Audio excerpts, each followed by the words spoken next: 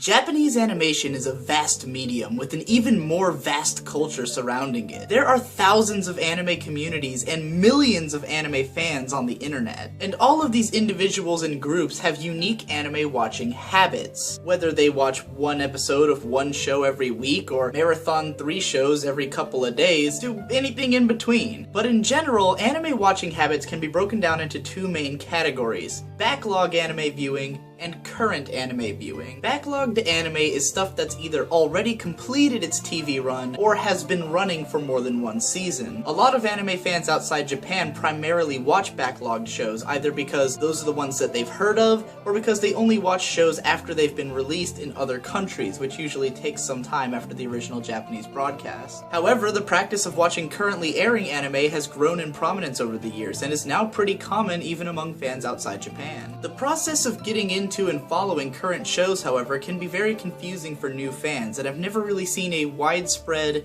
simple, straightforward guide to how to get into this stuff, so that's what I hope to provide with this video. The most important thing to realize about how anime is released in Japan is that most of it comes out on a seasonal basis. There are 4 seasons of TV which pretty much perfectly begin and end at the start and end of the year. The winter season begins in January, the spring season begins in April, the summer season begins in July, and the fall season begins in October. In the current anime landscape, a typical series will run for 1 season, totaling 12, 13, or sometimes 11 episodes depending on the show. Once a show has ended, typically another show in a similar genre will take over its time slot. But for the most part, Japanese broadcast times and networks don't really affect the way fans around the world consume their shows. More ambitious or higher budget series will often run for 24 to 26 episodes across 2 seasons, and really successful 12 or 13 episode shows often receive a 2nd season somewhere down the line. Meanwhile, anime that are aimed at children and preteens tend to run a lot longer. A lot of Sunday morning shows tend to run for 52 episodes, totaling 1 year of broadcast time, and adaptations of long-running manga series that are aimed at children can often go on for several hundred episodes, basically as long as there's demand for it to keep going. Every time a new season of anime begins, a whole flurry of new shows are released. The spring and fall seasons usually have the biggest crop of new shows, often totaling well over 40. Shows that run for 26 or 24 episodes usually start in either the spring or fall season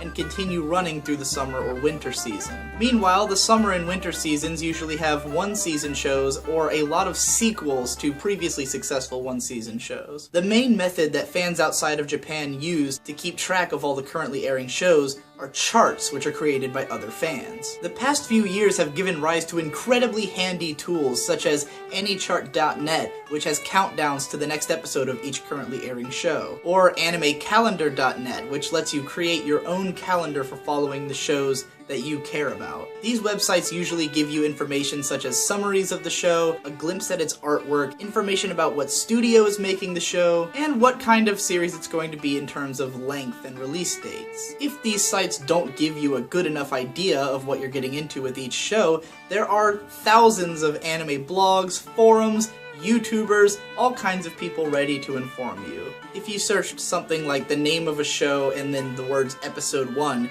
you'll get a bunch of blog posts, forum posts, YouTube videos, people talking about their impressions of the episode. You can even use my channel, DigiDoesAnime, though I don't really summarize the episodes usually, I just react to them. A lot of these anime bloggers are probably going to be much more experienced watching anime, and they'll probably use a lot of terminology that might be confusing for newcomers, but there's always Google to find out what certain terms mean, and of course if you ever ask me about what certain words I use in my videos mean, I'll gladly explain it to you in the comments. Now, hopefully you've got a good general sense of what current anime is, how it works, and how to keep track of different shows. But then the most important question, of course, is where do you watch it? In the mid to late 2000s, the primary method of watching anime before it had a chance to make it outside of Japan was through fan subs. It used to be that not every show got fan subbed, and typically you'd wait between 4 days to several weeks to whenever the fan subbers got around to it for an episode to come out, and whether or not they finished the show was entirely up to their whim, since they weren't exactly getting paid for this and it's not technically legal. However, as anime fandom grew and the culture of fan subs grew, there emerged more and more groups until it got to the point where every show was being subbed, usually by the end of the day that the episode came came out. Eventually, Japanese companies caught on that a huge part of their fan base outside the country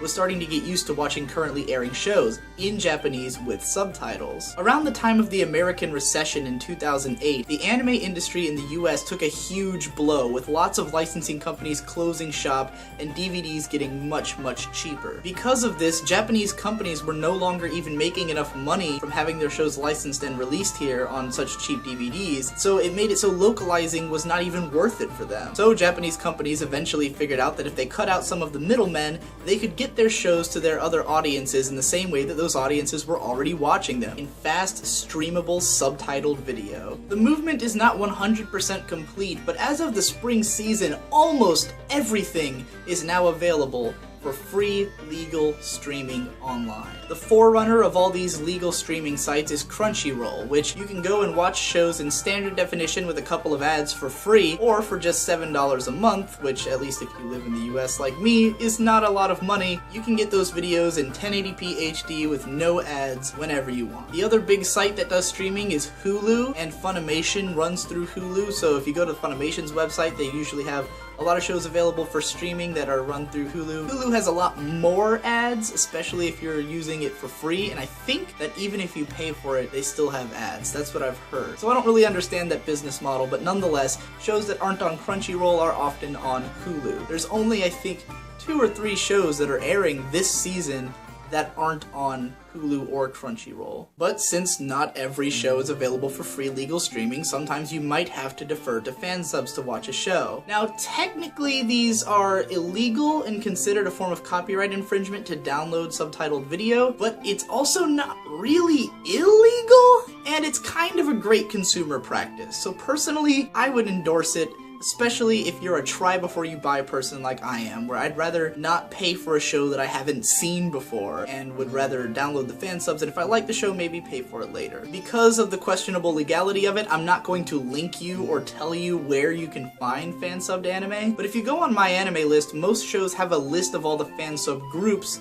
that are covering the show, and you can just find those groups and pretty easily get those shows. There's also a lot of illegal streaming sites out there, all these like watch anime on kind of sites, which these days have pretty decent video quality. It used to be they always looked like ass, now they look pretty acceptable, I guess. Personally, I wouldn't recommend using them because they're probably profiting off of your use, unless you have ad blocker enabled, which I definitely recommend, because some of these sites can be malicious as well, or have lots of pop-up ads. But if you absolutely can't find a show anywhere else, you could venture into these sites. It's pretty easy to just type like watch name of show and find something like that, but don't really recommend it. If you can, go on Crunchyroll or Hulu or something. So anyway, hopefully this guide has been helpful to getting you into currently airing anime if you weren't already. And if you start following shows, be sure and subscribe to my channel, Digi Does Anime, where I've been episodically vlogging every show that comes out this season. I recently finally watched at least some of every single show that aired this season, and very soon I'll be doing a video where I'll recommend you what shows are worth watching this season. So